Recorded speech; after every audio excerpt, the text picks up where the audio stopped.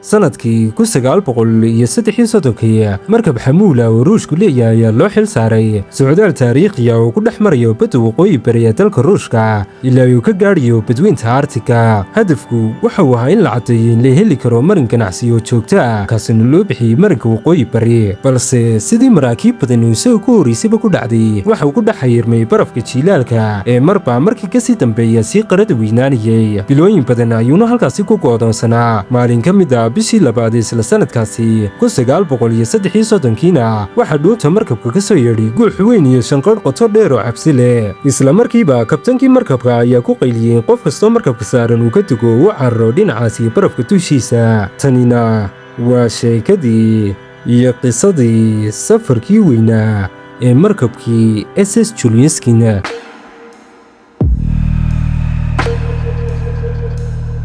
sida dalalka kale ee xuduudaha la leh darafyada ugu waqooyisan ee adduunka waxuu muhiimad weyn u lahaa dalka ruushka. saamintii ay deegaanadaasi ka samayn jireenna waxay dib ugu laabanaysaa ilaa sanadkii 1648 markaasna koox yaroo badmaaxin ah ay dhex jibaaxeen xeebaha waqooyi bari ee ruushka. safarkaasi ayaana meesha ka saaray rumaysnaantoodii hore ee ahayd in aasiya iyo waqooyiga ameerika ay dhul ahaan isku xidhan yihiin. waxaanu caddeeyey safarkaasi inay dhab ahaantii biyo u dhexeeyaan oo ay kala go'an yihiin, inkasta oo jiritaanka marin bada oo ku wareegay waqooyiga aasiya la malaawaali jiray muddo aad u dheer. haddana safarkani wuxuu markhaati dhab u noqday in marinkaasi badda uu dhab ahaantii suurtagal yahay. tan ugu muhiimsanna waxayd arrinka ah inay jirto rajo laga qabo jiritaanka marin badda oo aad u toosan oo isku xidhaya Yurub iyo badweynta Basifiga, iyadoona lasii dhex marayo gobolka qaboobaha daran ka dhaco ee Arctica. sanadkii 1932 hogaamiyaashii Sofiyeetku waxay aasaaseen guddi u qaabilsaneen cidhifka waqooyiga dunida ee loo yaqaano gobolka Arctica ay si duun daloosha ama si qoto dheer uga soo ururiyaan xog ku saabsan. guddigan waxa horumad looga dhigay Professor Otto Schmidt oo ahaa aqoon-yahan cilmiga xisaabta ka dhigi jiray jaamacadda Moscow, isagoona isla markaasina ah khabiir ku xeel dheer cilmiga juqraafiga. intaasoo keliya tamuusan ahayne waxuu ahaa sidoo kale maamulaha guud ee hay'adda qaranka u qaabilsan daabacadda buugaagta cilmiga. Otto waxuu ahaa nin aad u jecel waxyaabaha adfanjarka iyo fuulista buuraha dhaadheer, waxaanu hore u soo hogaamiyey safaro dhowr ah oo lagu tegay jasiiradaha France Josepland oo ku yaala badweynta Arctica si uu uga soo yegleelo xarun cilmi baadhiseed. muddadii uu safarkaasi ku jirina siduu markii horeba ugu waalaa ama u jeclaa fuulista buuraha ayuuna si la mid ah jacayl ugu qaaday deegaankaasi qaboobaha daran ka dhaco ee Arctica. dabayaaqadii isla sanadkaasina Otto waxaa loo xil saaray inuu markii ugu horreysay taariikhda hal xilli gudeed kaga gudbo marinka badda waqooyiga. qorshuhu waxa uu ahaa inuu markab ka raaco magaalada Marmaski oo dhacaysay dhanka waqooyi galbeed ee dalka Ruushka, siina dulmaro dhammaanba dalka Ruushka oo dhan, isagoona sii dhex maraya marinka Bering ilaa uu ka gaadhayo xeebaha waqooyiga Jaban. safarkan waxa uu Otto u adeegsaday markab kuwa barafka jabiya ah, waanu ku guulaystay. inkasta oo intay dhexda ku sii jireen ay jabtay birta wareejisa taabka marooxadda markabka ee soo gaadha matoorku, waxaase la yaab lahayd inay isticmaaleen shiraac macmala oo ay ku dul sameeyeen markabka dushiisa, sidaasina ay ku soo dhammaystireen wejigii ugu dambeeyey safarka. dowladda Sofiyeetku waxay tani u ahayd caddeyn muujinaysaa in marinkaasi dhab ahaantii si caadiya loo mari karo, laakiinse dhibaatada weli taagneyd waxayd in maraakiibta barafka jabiya intooda badan aan loo samayn jirinba safarada fogfog ama inay qaadi karaan xamuulo aad u culculus, taasuna ka dhignayd in xitaa haddii marinkii lasoo helay uu furan yahay haddana aysan macquul ahayn in loo isticmaalo ujeeddadii ugu weynayd ee looga dan lahaa oo ahayd in la helo marin ganacsi oo dhaba. sidaasi daraaddeed sanadkii 1933 Otto waxaa mar kale loo xil saaray inuu isla safarkii dib u sameeyo, balse markani uu kaxaysto markab xamuul oo caadiya. markabkanina waxuu ahaa markabkii lagu magacaabi jiray SS Chelyuskin. markabkani wuxuu ahaa mid markaasuun dhismihiisa la dhammaystiray, waxaanu ahaa mid waxoogaa ka adag maraakiibta xamuulka ee caadiga. Otto waxa uu xitaa ugu yeedhi jiray markabkani markabka barafka jabiye kala badhkii. dhuunta markabka waxaa loo noqsaday qaab gaar ah waana lasii xoojiyey, waxaanu libilaab ka awood badnaa maraakiibta kale ee caadiga. xitaa qolalkiisa waxaa loo diyaariyey inuu adkaystaan qabowga daran lacalla hadday dhacdo inuu barafka ku dhex xirmo xilliga jiilaalka. laakiinse si kastay haataba markabkani looguma talagelin inuu galo safar dhinaca Arctica oo sidaasi oo dhan u adayga. inkasta uu xoog badnaa haddana muusan lahayn awoodda matoore loo baahan yahay si uu barafka qaradan weyn u kala jabiyo sida ay sameeyaanba maraakiibta kale ee loogu talagalay inay barafka jabiyaan. iyadoo inay intaasi jirto haddana waxuu ahaa doorashadii ugu fiicnayd ee xilligaasi loo heli karay safarkani labaad. Otto waxaa safarka ku weelinayay isla kabtankii sanadkii hore la socday. intaasi kadibna markabka ayaa markaasi si rasmi u bilaabay safarkiisii 12 luulyo sanadkii 1933 isagoona markaasi ka ambabaxay magaaladii markaasi loo yaqaanay Leningrad balse maanta loo yaqaano St. Petersburg 16 bishana waxay gaadheen Copenhagen iyagoona intii ay jidka ku sii jireen baa marba hubinayay caafimaadka matoorada cusub ee markabka Copenhagen kadib markabku waxa uu sii gudbay Murmansk oo ahayd halkii ugu dambeysay ka hor intuuna dhex muquuran badda Arctica ugu dambeyntiina 10 Agosto ay ka soo shiracdeen Murmansk si ay u dhex jibaaxaan qabowga waqooyiga badda Barents oo ahayd tan ugu horeysa waxay tan ugu khatarta yar waayo qulqulka diiran ee ka yimaada waqooyiga Atlantika ayaa ka dhiga meel heerkulkoodu yar wanaagsan yahay badda ku xigta oo ah badda Kara umaysan naxariisan sidii tii hore kale markii ugu horeysay Chelyabinsk barafka badani soo galayba biraha dambe markabka ayaa qalloocday dhunta markabka qayb ka mid ah waxay noqotay mid dilaacday inkastoo waxyeeladaasi santurtadiiba aysan joojin safarkii haddana rajadu waxay mid aan fiicnayn maadaama ay ogaayeen in barafku uu sii kordhi doono balse warkii xumaa waxaa turtadiiba bedelay mid kaloo farxad leh wax yar ka hor intaan markabku gaadhinba goobta loo yaqaano gacanka Chelyabinsk mid ka mid ah 4 dumarka ahayd ee shaqaalaha markabka ka tirsanayd ayaa markabka ku dul dhashay gabadh yar waxaana loo bixiyay Karina qiyaastii bil kadib oo ku beegan bishii Sebtembar Chelyabinsk waxa uu ka mid noqday 12 markab oo gacankaasi maray isla sanadkaasi quriyata haddii la barbar dhigana sanadimiyadii ka horreeyay isla sanadkaasi 1933 waxa maray oo keliyata marinkani 8 markab oo quriyata taasuna muujinaysay dadaalkii baana ay madaxdii Sofiyeedku ay ugu jireen furista marinkani waxa intaasi sii dheeraaba in dhammaanba maraakiibta kale ee sanadkaasi halkaasi maray ahaayeen kuwa barafka jabiya inkastoo dhaawac uu soo gaadhay markii badda Kara uu ka soo gudbiyay haddana safarkiisani waxa uu ahaa dhab ahaantii mid lala yaabo marka la maqlo markii uu gacanka ka gudbay markabku waxa uu galay badda Lebedev iyo badda bariya Siberia kuwaasna 90% ilaa 100% ugu tahaadna barafi nasiib wanaagsi maadaama weli la joogay xilligii deerta barafku waxa uu mid dhumuc yar oo ogolaanayay in markabku dhex jibaaxo dhaawacyada soo gaadhina waxay ahayn kuwo fudud oo la hagaajin karo balse markii ay gaadheen badda joogjeega oo ah qaybta u dambaysa koorantaan la gelinba marinka Berina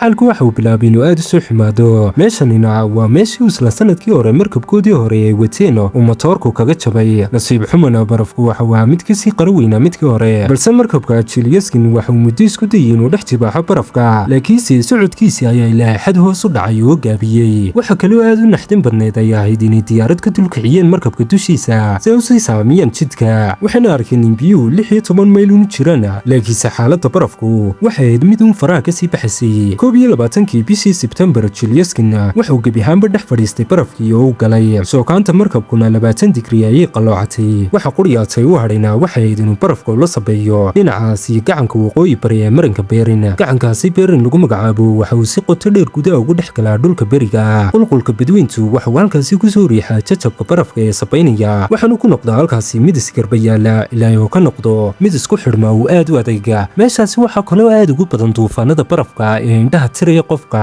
taasoo ka dhigtay waxaan macquul ahayn inay diyaaradooda adeegsadaan ama diyaarad kale oo gurmad ah ay soo gaadho sidaasi daraadeed markii ay xulasho kala waayeen waxay go'aansadeen in isku dhiibaan qadarka oo waxay go'aansadeen in sugaan inta cimiladu ka agaagayso iyaguna dhanka kalena xoogga saarayeen howlo kale isku mashquuliyaan oo qabsadaan toddobaadii bar kadib oo ku beegan 2 Oktoobar Otto waxa uu maqlay cod meel dheer ka imanaya oo ka soo dhex yeedhiya barafka ceeryaamaha noqday dhexdiisa waxa uu maqlay eeyo xabaadaya oo soo ciiya markii hore si daciif ah ayuu maqlayay laakiinse dhawaqu waxa uu noqonay mid si xoogaysanaya ilaa ay gaadhi barafyo ay eejiidayeen ka soo dhex muuqdeen qiiqa barafka dhexdiisa waxay ahaayeen koox u dhalatay qowmiyadda joogjeega oo deegaanka si deganaa sida muuqatana mid iyaga ka mid ah ayaa markii hore arkay markabka ku go'doonsan barafka dhexdiisa waxayna soo abaabuleen koox gurmada waxayna soo dhex jibaaxeen masaafo dhan 25 kiilomitir si ay soo gaadhaan raggani Otto waxa weydiistay mid ka mid ah shaqaalihiisii oo yaqaanay luuqadoodu inuu raaco dhinacaasi xeebta raggii joogjeeg waxa uu bandhigeen inay qaadaan inta dad ay awoodi karaan si u gaadhsiiyaan marinka Berin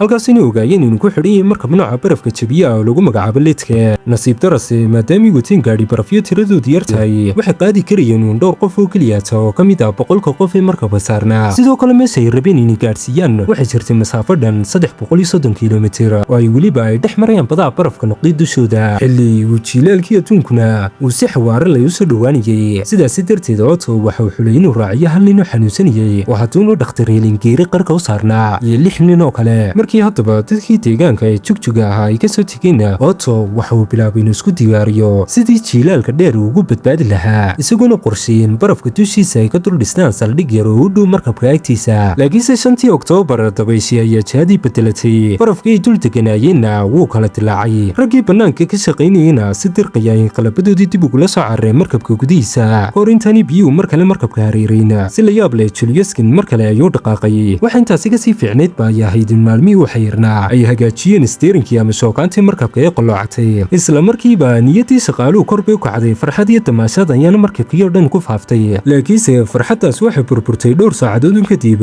markii uu barafkii mar kale qabsaday markabkii oo uu xayiray. intaasi kadibna rajadoodu waxay dib ugu noqotay kawarsuga cimilada. in ka badan bil Juliuskin wuxuu barafku kula dul wareegay agagaarka afka hore ee marinka Bering, qofina muusan ogeyn inuu mar uun ka bixi doono meeshani iyo siduu uga bixi doono toona. 3 Noofembar barafkii ay ku xayirnaayeen wuxuu dhab ahaantii la sabeeyey gudaha marinka Bering, laakiinse markabku weli waxa waa mid xaniban. dhowr jeer xitaa waxay dhanka koonfurta uga soo sabeeyeen marinka Bering, dhinacaasi jasiiradaha Diomede oo ku yaalay inta u dhaxaysa Alaska iyo Ruushka. kahor intaani qulqulka xooggan ee badweynta Pacific dib ugu celin dhinaca waqooyiga. mid ka mid ah daba wareegyadaasi ay dabayshu samaynaysay oo ahaa socodkii ay u socdeen dhinaca waqooyiga ayaa noqday mid xawaaro badan, taasuna Otto ku riday walwala inay u dhowdahay inuu barafku u sii jiidanayo dhinaca Arctica. taasuna micnaheedu ahayd haddii ay dhacdo inaanay sanadkaasi dhexdiisa oo dhan aysan ku xoroobayn barafka, markabkuna waa khatar weyn ugu jiro inuu isku dumo culayska barafka awgiisa. haddaba Otto waxa uu hore ula xidhiidhay markabkii lidka si uu gargaar ugu soo fidiyo, laakiinse waxay u sharaxeen in markabkooduna sidoo kale mushkilada haysato maadaamaisan matooradoodu ku shaqaynayn awood buuxda. sidaasi daraaddeed baraf jebintu waxay ku ahayd hawl aad ugu dhib badan haddaysan bahaysanahayn arrin aan macquul ahayn.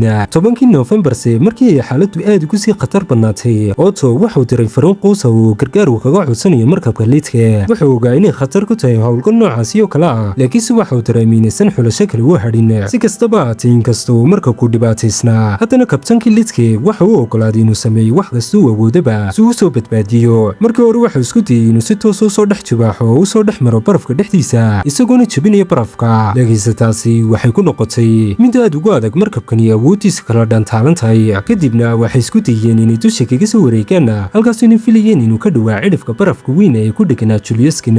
durtadiiba xaaladii ayaa ka sii dartay, barafkiina waxuu noqday mid kasii qaro weynaanayay kana sii ballaadhanayay siduu awal ahaa. kabtankii lidka waxauu markaasi soo jeediyey inay markabka ku xidhaan cidhifka barafka, shaqaalaha Juliuskina ay lug ku soo gaadhaan. laakiinse xilligaasi waxa u dhexeeyey labadooda masaafo dhan 50 kilomitir. laakiinse Otto waxa uu arkay arrinkaasi inuu yahay khatar uusan nafaha kooxdiisa ku biiman karin. waxaa jirtay fursad kale oo ahayd in dadka diyaarad lagu gudbiyo, laakiinse markii ay diyaaradda isku dayeen inay kiciyaan waxay ku simbiriraxatay barafkii dushiisa, waxaana calaa dhinac ugu dhacday barafka, waxaana soo gaadhay markaasi burbur aysan dib u hagaajin karin. nasiib darase tani waxay ahayd rajadoodii ugu dambeysay. sidaasi daraaddeed Otto isagoo qalbiga adkaysanaya ayuu markabkii lidka ku amray inay joojiyaan iskudega ay qorsheynayaan inay ku soo gaadhaan. intii haddaba arrimahaas oo dhan socdeenba barafkii ay ku xayirnaayeen marba dhinac ay u sii jeedanayay, mar waxuu la tegay galbeedka marna dhinaca bariga. muddo waxaa jirtayba inuu barafku la ag tegay meel u dhow xeebaha badda Jugji. kadib bishii Disembar barafkii ayaa noqday mid yaro kala dhalaalay oo markabku waxa ku suurto gashayba mar labaad inuu dhaqaaqi karo, laakiinse sidii hore kale waqti badanba kumaysan qaadinba inuu haddana mar kale ku dhego barafkii. isla xiliyadan qoraxdii waxay dhacday markeedii ugu dambeysay, waxaana galeen bilooyin mugdiya oo ay la noolaayeen habeenka qudcurka ee aan dhammaadka lahayn ee cidhifka Arctica. waxaase la yaab lahayd inaysan tani aysan ahaynba xitaa dhibaatadoodii ugu weynayd. markii safarkani la qorsheynayay Otto iyo kooxdiisu marnaba maysan filayn inay jiilaalka oo dhan ku dhex jiri doonaan markabka dhexdiisa. taasina waxay ka dhignayd in markabka gudihiisa la tiiranayo muddo ka badan intii la qorsheynayay, taasina micnaheedu ka dhignayd in dhuxushii ay wateen aysan ku filnaynba wakhtigaasi oo dhan. haddaysan si taxadar leh u isticmaalinna waxa hubaa lahayd inay gebi ahaanba ka dhammaan doonto. sidaasi daraaddeed hawsha maamulka dhuxushu waxay dhabarka u fuushay farsamayaqaankii sare ee markabka si uu yareeyo dhuxusha la gubayo. marka hore wuxuu abaalmarin u ballan qaaday shaqaalaha kuleeliyaasha markabka ka shaqeeya ee isticmaala dhuxusha ugu yara. muddo kadibna wuxuu isku dayay inuu kuleeliyaasha gebi ahaanba dimiyo muddo 8 saacadood maalin kasta, laakiinse midaas waxay keentay in qolalka hurdada markabka ay la soo darsaan qoyaan iyo uumiye. markaas ayuu bedelo qorshihiisii, waxaanu isku dayay inuu 2 saacadood quriyaato uu dimiyo maalinkii. ugu dambeyntiina wuxuu la yimid fikrada inuu farsameeyo shidaal macmala oo ku dhex sameynaya markabka dhexdiisa, isagoona isku daraya wax kasta oo gubanaya sida gaas, saliid qaydin, saliid naarajin suulinta wasakhda baruurta xayawaanka ka soo hadha iyo weliba wax kastoo gacanta lagu hayay. taasina waxay dhashay natiijo wanaagsan,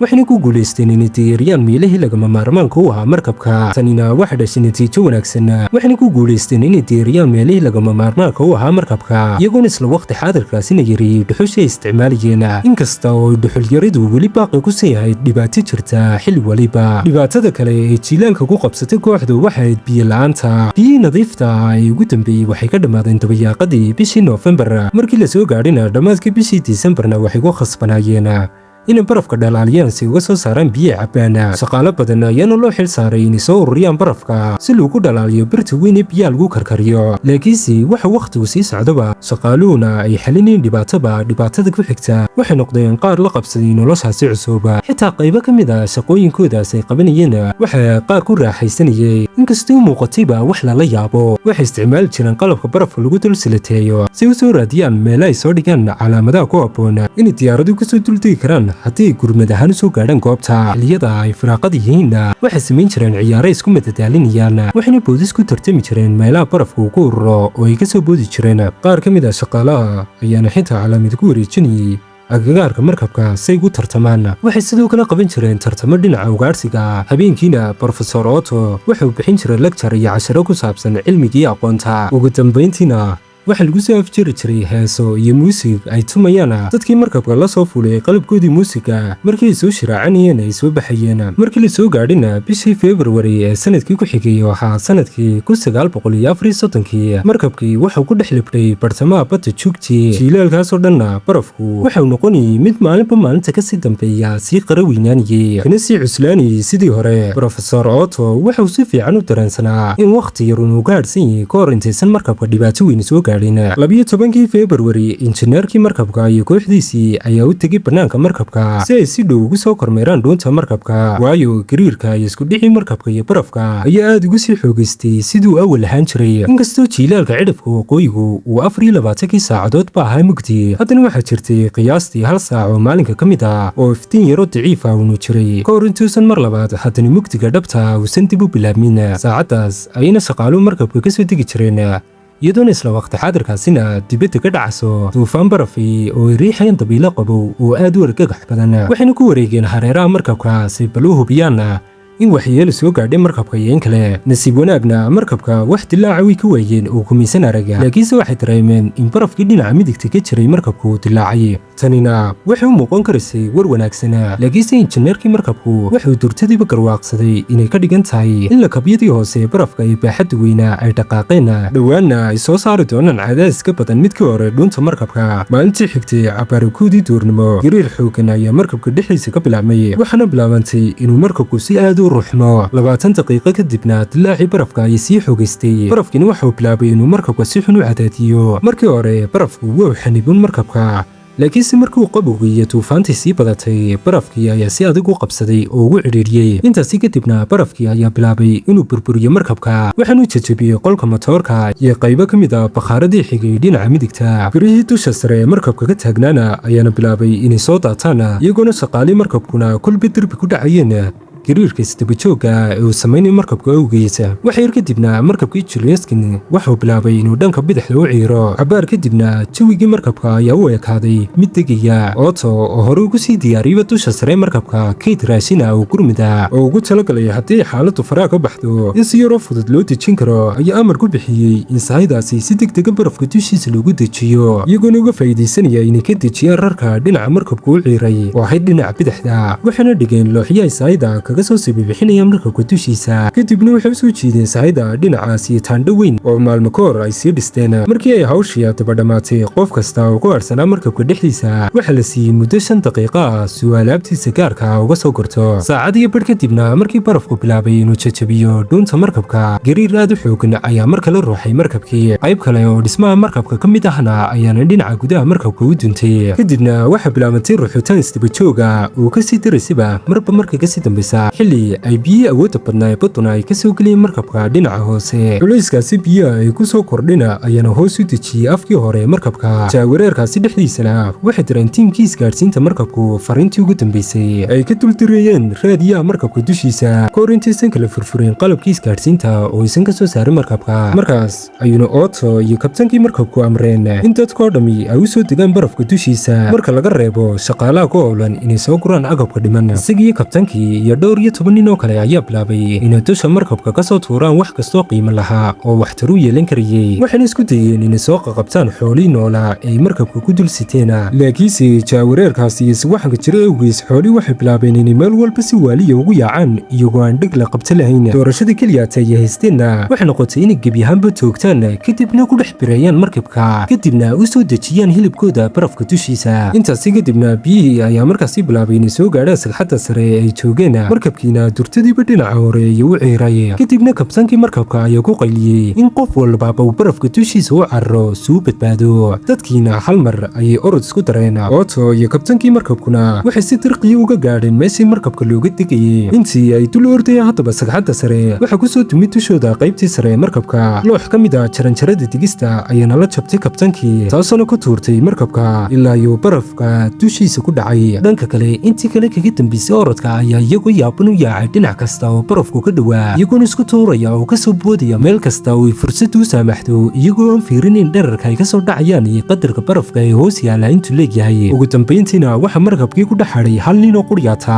kaasoona ahaa madaxii saadka ee markabka. waxa uu soo orday jirjirka markabka si uga soo boodo balse markii uu cidhifka markabka cagta sidaas u soo saarayba markabkii ayaa si layaab loo rogmaday iyadoona xoogga u rogmaday darteed matoorkii iyo hagii markabkuba ay ka soo fuuqeen oo isku shareereen cirka. goostooyinkii biraha ay raashinku ka dhammaadeen iyo hadhaadiga dhismihii sare ee markabka ayaa dushiisa ku soo hoobtay waxayna markiiba ka dhigeen mid miir beelay. ilbidhaqsiyo yar kadibna markabkii Chelyabinsk wuxuu gebi ahaanba ku dhex quusay badweynta. shaqaalihii barafka dushiisa joogina waxay indhooda ku arkayeen saaxiibkoodii oo si naxdin leh ula quusaya markabka. markii ay daawadeen dhacdadaasi argagaxa leh hortooda ka dhacaysay kooxdu waxay noqdeen kuwo daal iyo naxdin la darsa baqdin weynina ay soo gashay qalbiyadooda. Otto waxuu go'aansaday in tallaabada ugu habboon ee markaasi la samayn karaya ay tahay in la yegleelo taandhada raadiyaha kadibna taandhooyinkii la seexan lahaa dabadeedna ay cunto raadsadeen. ugu dambayntiina ay seexdeen habeenkaasi si ay u nastaan. sidii uu qorsheeyey markii ay sameeyeenna waxay subaxdii 14 February ay soo tooseen iyagoo diyaar u ah in xaaladoodu si qoto dheer u qiimeeyaan. warka wanaagsanse waxa waa in agab dheeraada oo dhowr ah oo ay ka mid yihiin sida foostooyinkii shidaalka iyo qaybo ka mid ahaa qalabkii dhismuhu ay soo tuftay badii weliba ay ka soo dhex baxeen bartii uu markabku ku burburay oo uu ku quusay. maalmihii ugu horreeyeyba Otto waxuu shaqaalaha ku amray inay soo ururiyaan wax kasta oo biyaha kala soo bixi karaan. waxay sidoo kale ku guulaysteen inay ka shaqaysiiyeen qalabkii isgaadhsiinta raadiyowga. markii ay dalkoodiina fariin u direenna waxaa la isku raacay qorshaynta badbaadin degdega. guddi dowladeed ayaana markaasi go'aamiyey in qorshaha ugu wanaagsan uu yahay in intii suurtagal ah lagu soo daabulo diyaarado halka inta soo hadhana la siinayo gaadhi barafyo ay jiidayaan si u gaadhaan dhinacaas iyo markabka lidke. kooxdu waxay ku goodoonsaneed masaafo 130 kilomitir u jirta xeebta. magaaladii ugu soo dhoweydna waxay ahayd Kefenheim. sidaasi darteedna waxay go'aansadeen in kooxda loo qaado magaaladaasi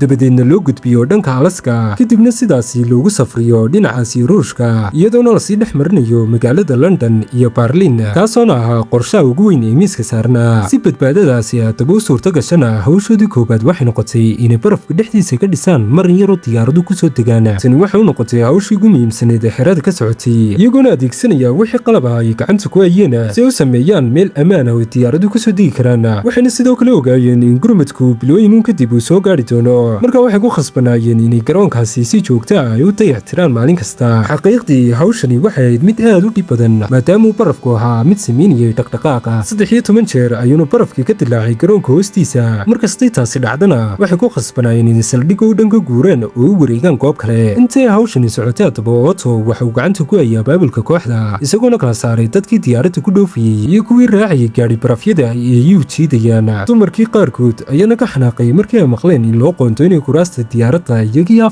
carruur oo ay dhaleen iyo dadka intoodii xanuunsanaysay. xanaaqa dumarkaasina waxaa ka keenayay inay dareensanaayeen inay ragguna ay u howlgaleen si la mid ah sidooda kale. sidaasi daraaddeedna waxay qabeen in la siiyo kuraasta xubnaha kale ka tirsan kooxda ee daciifka ee uga baahida badan iyaga. laakiinse Otto go'aankiisu waxuu ahaa mid kama dambaysa. diyaaraduna waxay qaadayeen oo keliyata haweenka carruurta iyo inta bugta ilaa iyo wakhtigaasina la gaadhayna waxaa quryaatay qabanayeen waxayd inay garoonkaasi ilaashadaan si walba uu dhowran karaanna ay u dhowrtaan iyagoona si dulqaad leh gurmudka u sugayey xiradooda kumeelgaadhkaana waxay u bixiyeen xerada shiimid nasiib darase uu duulitaanka dhinaca xerada shiimid waxay noqotay howl u dhib badan sida markab lagu dhex kaxaynayo baraf dhexdiisa oo kale 14 Februarina oo ku beegan maalin kadib markii markabkii Julianskan uu quusay duuliye la odhan jiray Sigismundi Lafaniski ayaa raadiyaha ka maqlay wixii dhacay maadaama uu duuliye magac iyo sumcad weyn ku lahaa dadka dhexdooda wuxuu durtadiiba dareemay inay diyaaradu u baahan doonaan si loo badbaadiyo kooxdaasi go'doonsan wuxuuna fariin telegram u diray Moscow isagoona u bandhigay inuu howlgalkaasi ka qayb noqdo subaxii xigana waa lala soo xidhiidhay waxaana loo sheegay inuu ka mid yahay koox gaar ah oo hawshan loo xil saaray waxaana loo sharaxay tafaasiisha hawsha gurmudka iyo halkay diyaaradu ka kici doonto ahayd gobolka Alaska xilligaasina weli muusan bilaaminba dagaalkii qabooba dalka Mareykankuna waxay si farxad leh u amaanayeen Ruushka dhowr diyaarado si ay dadkoodaas xayiran ugu soo badbaadiyaan intaas kadibna waxa bilaabmay dadaal aad u weyn oo lagu jiro howlgal badbaadina oo qorshaysan taasi micnaheedu waxayd inay wax walba degdeg u diyaariyaan si uusan gugu ugu soo gelin barafka dushiisa waayo haddii uu barafku bilaabmo inuu milmo diyaaraduhu marnaba ma awoodi doonaan inay ku soo duldegaan Sigismundi waxaa loo diray magaalada Fairbanks ee gobolka Alaska isagoona weelinayo George Usokev oo ahaa nin khibrad weyn u lahaa saaminta Arctica isaga ayaana hagayay howlgalka badbaadinta 26 Maarsna wax walbaaba waa la diyaariyey Sigismundina markii ugu horeysay ayuu diyaaradii kiciyey qorshuhu waxa waa in loo duulo masaafo gaadhaysa 500 oo mayl si loo gaadho magaalada Nome oo ku taalay gobolka Alaska welibana xigtay marinka Beerena intii jidka ku jireen si lama filaan ayuu xawaaroodu hoos ugu dhacay sida inay dabayshu dib u ruuxiso kale Sigismundi ayaana raadiyaha kula xidhiidhay saldhigga saadaasha hawada isagoona weydiistay inuu sheegaan cimiladay ku sugan yihiin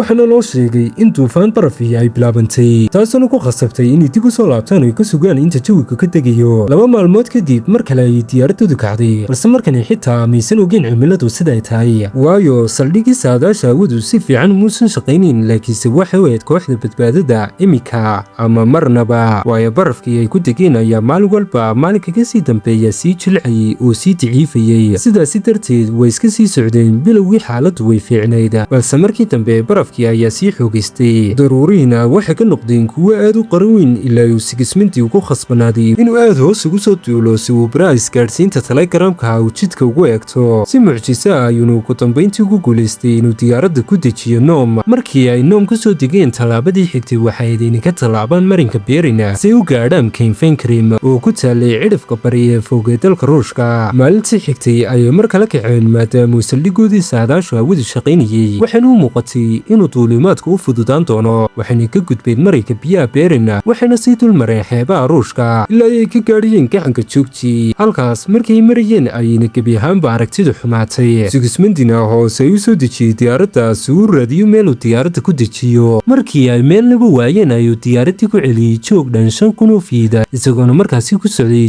sheegaa diyaaradiisa iyo wixii indhihiisu arki karayaan u quryaata cabaar kadibna daruurihii waxay isku bedeleen duufaan barafa taasoo keentay in diyaaraddu si daran u ruuxanto isagoona weli dhex maquuranaya duufaanta Sigismundi waxa uu arkay laka barafa oo ku dul samaysmay diyaaradii isla waqtigaasina George ayaa warqad u dhiibay ugu sheegayo in diyaaradoo dhan ay baraf ku dhowdahay inay noqoto Sigismundi waxa uu isku dayay inuu ka kormaro duufaanta balse markasta kor u kacaanba hawadu way kasii qaboobaysay sidii hore diyaaradiina waxay noqotay mid aad u culus oo u dhib badan in la kaxeeyo wax yar kadibna matooradii ayaa bilaabay inay duqeeyaan qalabkii wax lagu cabarayna dhammaantii uu baraf ayaa xumeeyey taasuna micnaheedu ahayd inaysan ogaan karin xawaara ay ku socdaan iyo joog ay ku sugan yihiin midna intaasi kadibna si taxadar leh ayuu u bedelay jihadii uu ku socday si uga fogaado meelaha buuraleyda waxayna ku xidhnayd oo keliya toon waqti kooban kahor intaysan diyaaraddu ku soo dhicin dhulka maadaama uu dareemay in si xawaare la hoos ugu soo dhacay diyaaraddu waxa keliyaatay u furnayd waxayd inuu raadiyo meel isku siman oo diyaaradda ku soo dejiyo ugu dambayntiina waxa soo gaadhay xeebta waxaanu muuqatay jajabka barafka ee badda kor yaala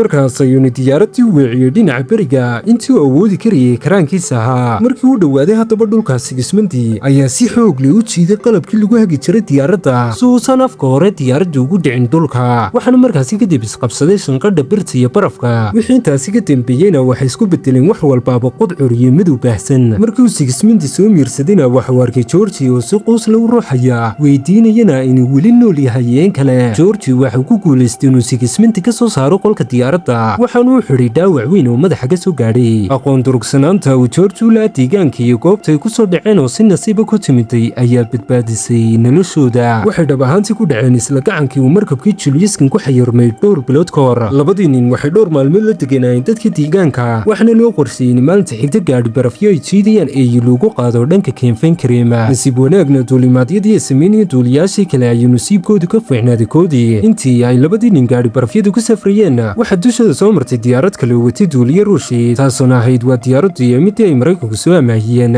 cimiladuna way soo yar wanaagsanaanaysay. duuliyihiina isagoon wax dhiba la kulminba ayuu ka tegay magaaladii u dhoweyd. iftiinka cirkuna muusan raaginba, cimiladuna way xumayd ilaa laga gaadhayay 7 Abriil. markii haddaba ay duufaantii barafkayd istaagtay, duuliyii ku tegay magaalada u dhow waxuu bilaabay inuu soo duulo dhinacaasi Kenfenkrem, halkaasuna kula kulmay George iyo Sigismund.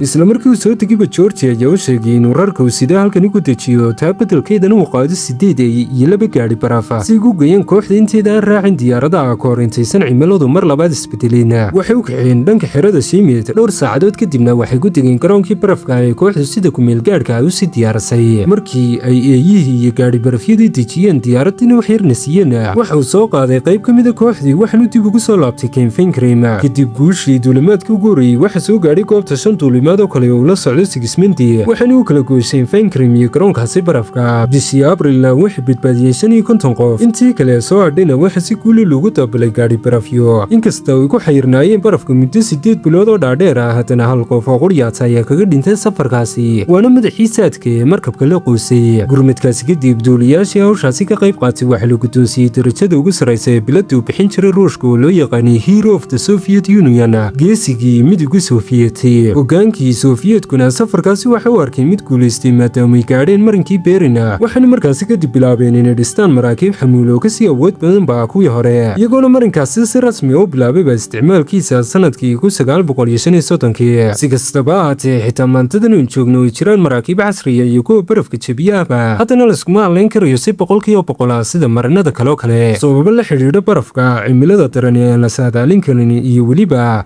kaabayaasha badbaadada oo ku yaraa gagaarka Arctic-ga. sanadkii 2006 jajab markab oo laga helay meel jirta 50 mitir badda hoosteeda oo u dhow badda joogtiga ayaa la xaqiijiyey inuu ahaa markabkii Julius. haddii aad ilaa halkani soo gaadhay, aad iyo aad baan kaaga mahad celinaya wakhtigaaga qaaliga, waxaana rajaynayaa inaan kugu arki doono qisada tan xigta. iminkana waxa saaran shaashadda muuqaal kale oo la mawduuca isla qisadani, keliya ti guji tan iyo kulankiina kan xigana isma dhaafno iyo nooli kulante. wassalaamu calaykum waraxmatullaahi wabarakaatuh.